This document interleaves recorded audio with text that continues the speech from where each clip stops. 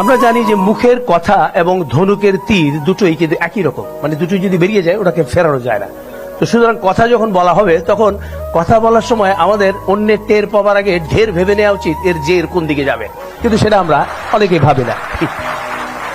আমরা সেজন্য কিন্তু সাধক সত্যানন্দ বলেছিলেন যে অনেক কথার অনেক দোষ, ভেবে চিন্তে কথা কোষ।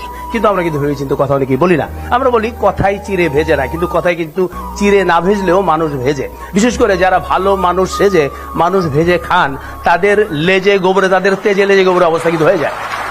আচ্ছা, সেটা কি করে হয়? আমরা সহজ কথা বলি, সবসময় আমরা বলি কথা কম কাজ বেশি, কিন্তু তারপর আমরা বেশি কথা বলি এবং যা বলি তা করি না, এবং যা করি তা কিন্তু বলি না। এটাই কিন্তু আমাদের একটা স্বভাবগত চারিত্রিক বৈশিষ্ট্য হয়ে দাঁড়িয়েছে। আমাদের মনে রাখতে হবে যে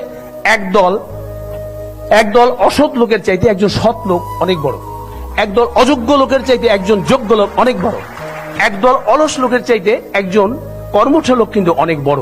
আমাদের শিক্ষায় শিক্ষিত হতে হবে। আমরা বলি পানির অপর নাম জীবন, কিন্তু আমি সেটা বিশ্বাস করি না। আমি বলি পানির অপর নাম জীবন নয়, বিশুদ্ধ পানির অপর নাম জীবন। শিক্ষা কিন্তু আমরা চাই না, আমরা চাই সুশিক্ষা।